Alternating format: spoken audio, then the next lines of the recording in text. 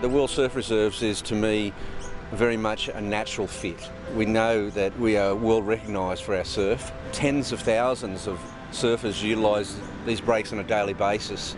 We're here 365 days a year. It's not a seasonal thing anymore. You know, mothers drive their children to the surf. It's very much a family affair. It's been finally recognised for the reality of what it is, which is a clean and natural pursuit for youth. But not only for youth now. You know, I mean, we've got grommet surfing at 5 years of age, and we've got people into their 70s and 80s going out on a daily basis. And it's just, you know, surfing really has no apologies to make. You know, it's pulled itself up by its own bootstraps.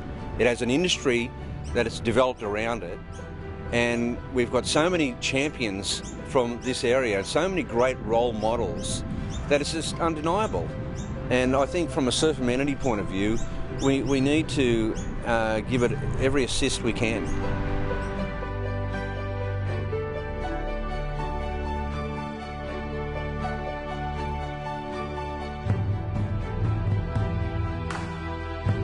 March 2012, we actually had the dedication ceremony. We became the third World Surfing Reserve in the world, and first in Australia. And of course we're looking forward to your World Surfing Reserve that I know that you're put in for, being the second one in Australia. It'd be lovely, yeah.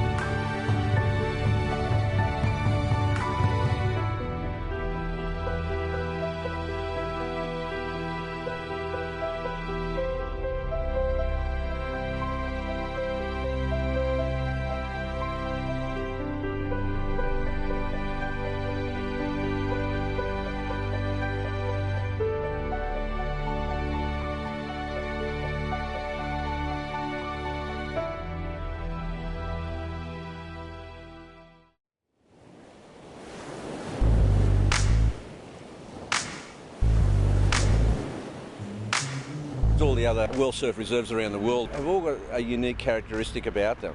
The one characteristic about here is that all roads lead to the surf. It is our greatest asset, our beaches and surf. And it's really time to give back and to make sure into the future generations that these surf breaks are here to stay, that they're not threatened. And really we owe it to our children and grandchildren for that to be the case.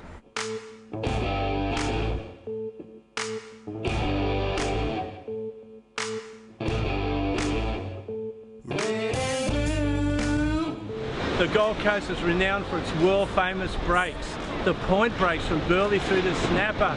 This is why we want a World Surfing Reserve. It's not only a recognition of the culture and the champions, but a preservation of what we've got here, the uniqueness of it.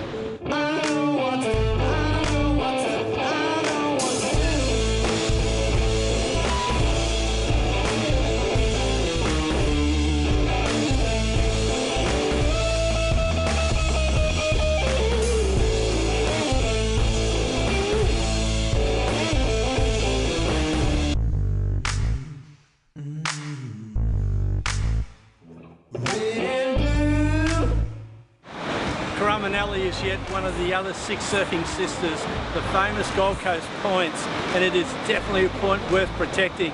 It has all sorts of issues: overcrowding, dredging, boats coming in and out, and lots of people surfing, but it needs to be a World Surfing Reserve to get the recognition, get the preservation and the protection.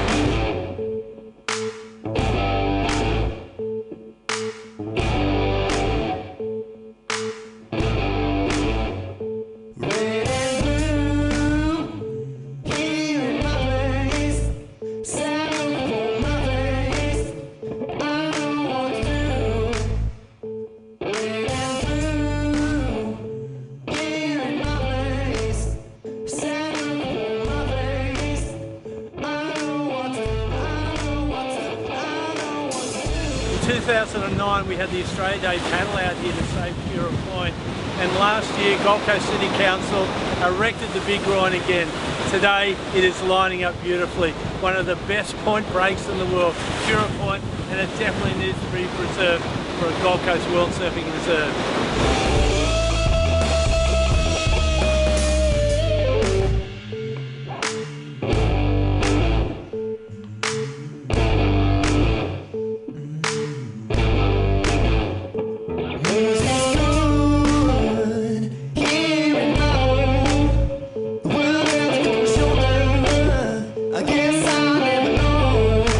Snapper Rocks has really produced its share of world champions.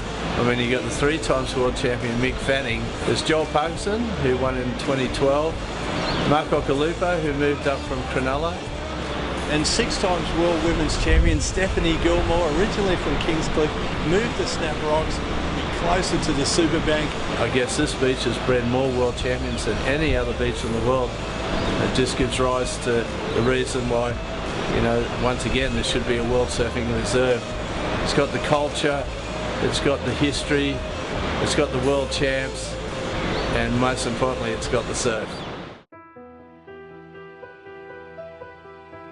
Here we have this place that is a world surfing destination. We've got so many homegrown world champions. It is a place where professional surfing was domiciled here for, you know, a dozen years. It still has a base here. You know, Surfing Australia is based itself here on the Gold Coast. You know, it's a hub. It's a global hub, and you know, we will continue to produce world champion surfers because it is inherent. It is in our culture.